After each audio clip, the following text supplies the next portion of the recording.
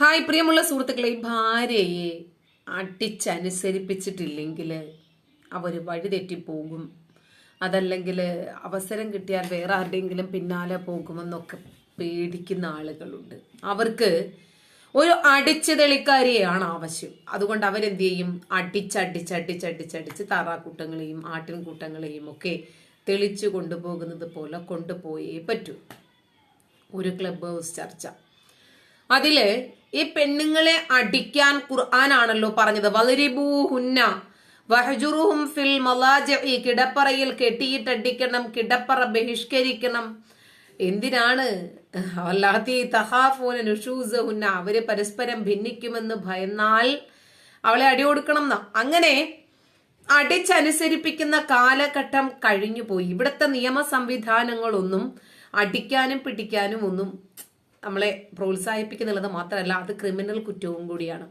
ഇന്ന് കണ്ട മറ്റൊരു വാർത്തയാണ്, ഒരു മുസ്ലിം സ്ത്രീ 2 കൈക്കുഞ്ഞുങ്ങളുമായി ഒരു വീടിന്റെ ഗേറ്റിന് പുറത്തിരിക്കുന്നു. ഭർത്താവ് വീട് പൂട്ടിപ്പോയി. നിന്നെ ഇനി വേണ്ട, അടുത്ത ആളെ കൊണ്ടുവരാനാണ് എന്നാണ് പറഞ്ഞത്. അത്രേ ആ വാർത്ത എന്തെങ്കിലുണ്ട്.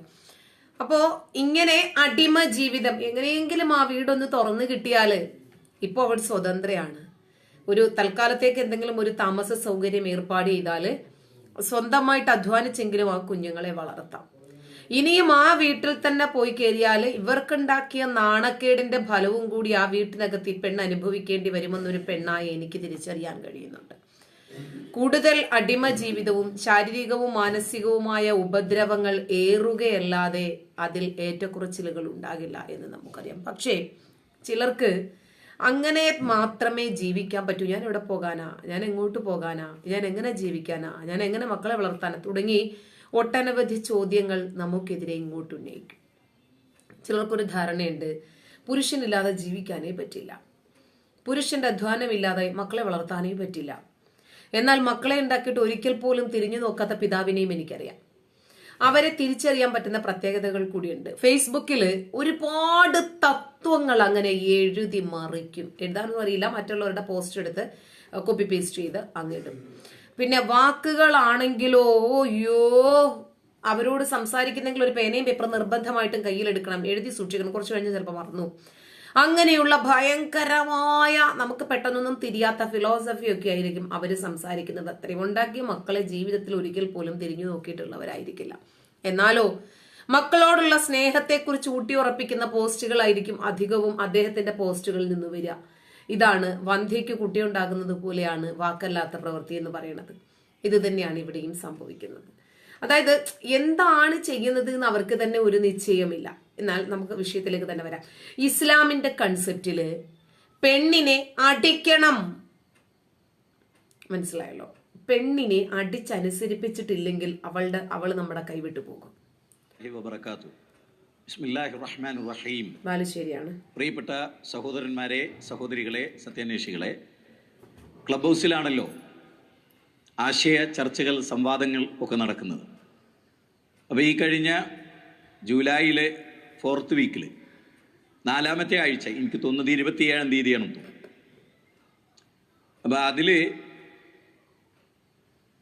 സ്ത്രീവിരുദ്ധനായ അള്ളാഹു എന്നൊരു പ്രോഗ്രാം നടന്നു. അതിൽ EA ജബ്ബാർ മാഷുണ്ട്, ലിയാഖത്തുണ്ട്, സുറുമി എന്ന് പറയുന്ന ഒരു സഹോദരിയുടെ സംസാരമാണ് തുടക്കത്തിൽ. വിശുദ്ധ ഖുർആനിലെ 4-ാം അധ്യായം സൂറത്ത് നിസാ, ആ അധ്യായം തന്നെ സ്ത്രീകൾ എന്ന തലക്കെട്ടിലാണ്, പുരുഷൻ എന്ന തലക്കെട്ടിലല്ല. സ്ത്രീകളെ സംബന്ധിച്ചിടത്തോളം അറിയേണ്ടതും മനസ്സിലാക്കേണ്ടതും പഠിക്കേണ്ടതുമായ കാര്യങ്ങൾ വിവരിക്കുന്ന ഒരധ്യായം. അതുകൊണ്ടാണല്ലോ അതിന് സൂറത്ത് നിസാ. അപ്പോൾ വനിതകളെ പറ്റി പറയുമ്പോൾ അതുണ്ടാവും. നമ്മൾ ബസ്സിൽ സ്ത്രീകൾ എന്ന് എഴുതി വെച്ചാൽ അത് സ്ത്രീകളുമായി ബന്ധപ്പെട്ട, പക്ഷെ അതങ്ങനെയാണ് നമ്മുടെ പൊതുവിൽ കാണുന്നത്. അങ്ങനെയാണ് സ്ത്രീകൾ എന്ന് എഴുതി വെച്ചാൽ സ്ത്രീകളെ സംബന്ധിക്കുന്ന വിഷയങ്ങളായിരിക്കും. പക്ഷെ ഖുർആനിൽ അങ്ങനെയല്ലല്ലോ ബാലുശ്ശേരി. അതായത് ഖുർആനിൽ പറയുന്നത് എന്താണ്? ഖുർആനിൽ സ്ത്രീകൾ എന്ന ഒരു പേര് അധ്യായത്തിന് വന്നു എന്നുള്ളത് കൊണ്ട് മുതലക്കുളമാകാതിരിക്കില്ല. മുതലക്കുളത്തിലെവിടെ മുതല, പാലപ്പത്തിലെവിടെ പാല്, നെയ്യപ്പത്തിലെവിടെ നെയ്യ് എന്ന് പറയുന്നത് പോലെ ഇവിടെ സ്ത്രീകൾക്ക് അനുകൂലമായിട്ടുള്ള ഒരു വിധി പോലും ആ അധ്യായത്തിൽ കാണാൻ നമുക്ക് പറ്റില്ല. അതിൽ തന്നെയാണ് 223-ാമത്തെ 4-ാം അധ്യായം സൂറത്തുൻ നിസാ 223-ാമത്തെ വചനത്തിൽ അല്ലാഹു പറഞ്ഞത്, 123 വചനത്തിൽ അള്ളാഹു പറഞ്ഞത് നിസാഉക്കും ഹർസുല്ലക്കും ഫഅതു ഹർസക്കും അന്നാശിതുണ്ടാ, സ്ത്രീകൾ കൃഷിയിടാണ് കേട്ടോ, നിങ്ങൾക്ക് ഉദ്ദേശിക്കുന്നത് പോലെയൊക്കെ നിങ്ങളുടെ വിത്തിറക്കിക്കോ, പൊയ്ക്കോ. അതും ഈ അധ്യായത്തിലാണ് ബാലുശ്ശേരി ഉള്ളത്. സീറ്റാണ് നടത്തുന്നത്. അതുപോലെ തന്നെയാണ് സൂറത്ത് നിസായിലെ 4-ാം അധ്യായത്തിലെ 34-ാമത്തെ വചനം ഇവിടെ ചർച്ചയ്ക്ക് വരുന്നത് അങ്ങനെയാണ്. ആ ചർച്ചയുമായി ബന്ധപ്പെട്ട് ഈ ക്ലബ് ഹൗസിൽ അനേക തവണ വന്ന വിഷയമാണ്.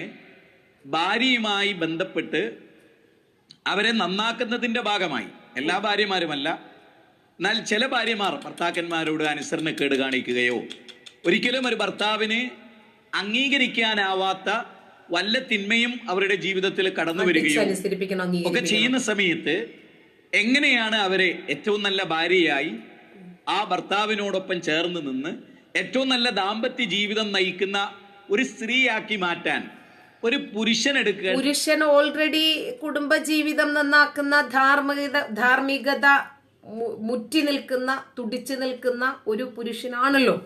അതുകൊണ്ട് അയാൾക്ക് തെറ്റ് സംഭവിക്കില്ല എന്ന് അള്ളാഹു തീരുമാനിച്ച വസ്തുതയാണല്ലോ. അതുകൊണ്ട് അയാളെ നന്നാക്കേണ്ട കാര്യവുമില്ല, പെണ്ണിനെയാണ് നന്നാക്കേണ്ടത് എന്ന് അള്ളാഹു പറഞ്ഞു. കാര്യം മനസ്സിലായിട്ടുണ്ടല്ലോ.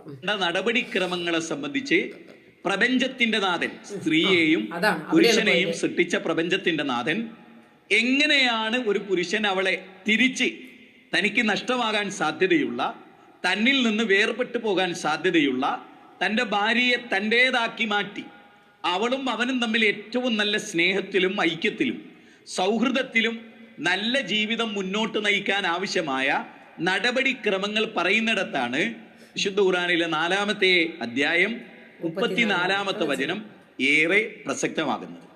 ആ ഭാഗവുമായി ബന്ധപ്പെട്ട ചർച്ചയായിരുന്നു. അവിടെ സ്ത്രീ വിരുദ്ധനായ അള്ളാഹു എന്ന തലക്കെട്ടിൽ ഇപ്പോൾ സോഷ്യൽ മീഡിയയിൽ കിടക്കുന്ന, യൂട്യൂബിൽ കിടക്കുന്ന ആ പ്രോഗ്രാമിൽ സുർമി എന്ന പെൺകുട്ടി ഇസ്ലാമിനെതിരെയുള്ള ആരോപണം ഉന്നയിക്കുന്നു.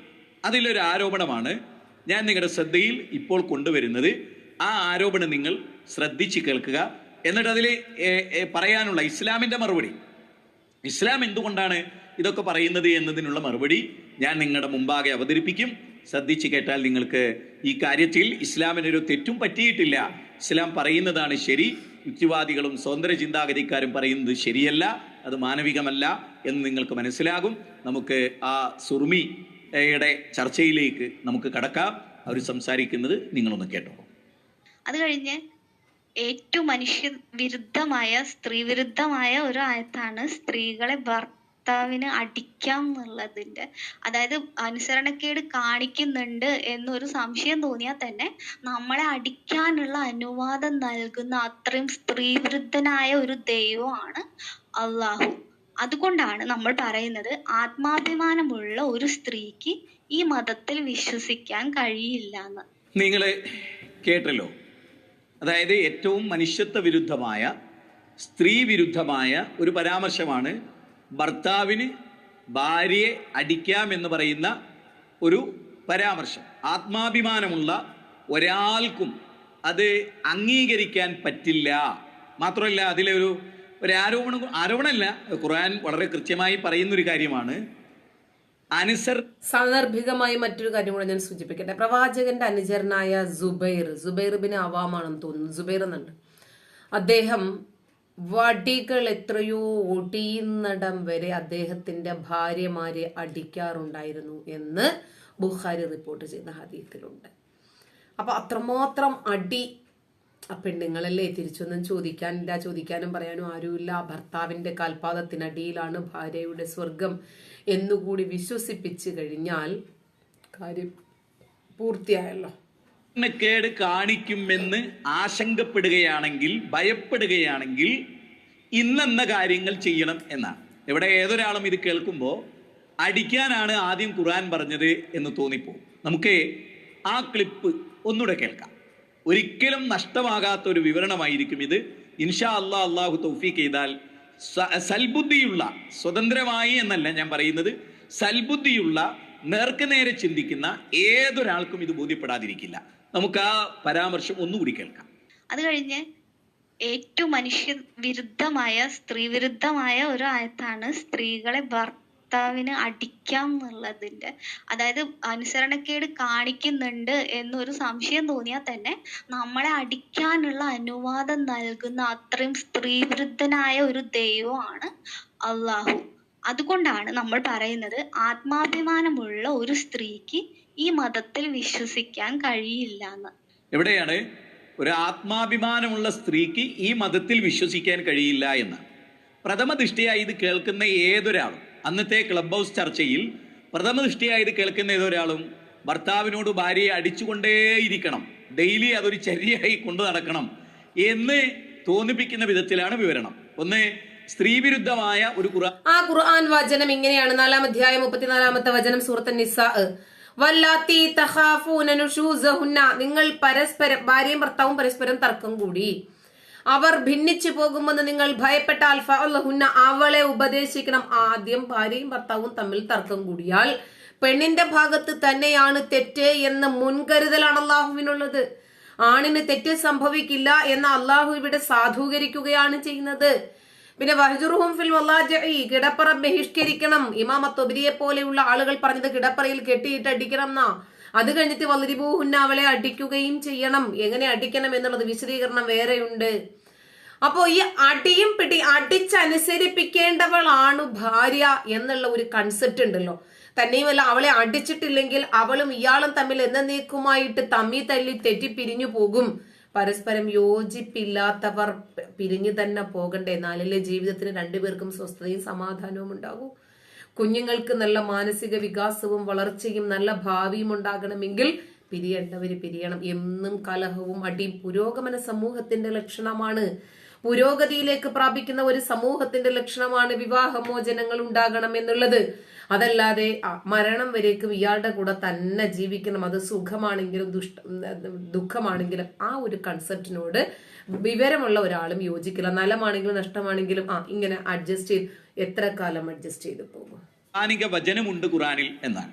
യഥാർത്ഥത്തിൽ അല്ലാഹു സുബ്ഹാനഹു വ തആല ഭർത്താവിനോട് സ്ത്രീകളുമായി ബന്ധപ്പെട്ട വിഷയത്തിൽ എങ്ങനെയാണ് ഒരു ഭർത്താവ് നടപടിയെടുക്കേണ്ടത്? സ്വാഭാവികമായും ഞാൻ നേരത്തെ പറഞ്ഞു, സ്ത്രീകളെ സംബന്ധിച്ച് പരാമർശിക്കുന്ന ഒരു അധ്യായത്തിലാണിത്. അപ്പൊ സ്ത്രീകളോട് എങ്ങനെ എന്നുള്ളതായിരിക്കും അധ്യായത്തിൽ കൂടുതൽ പറയാം.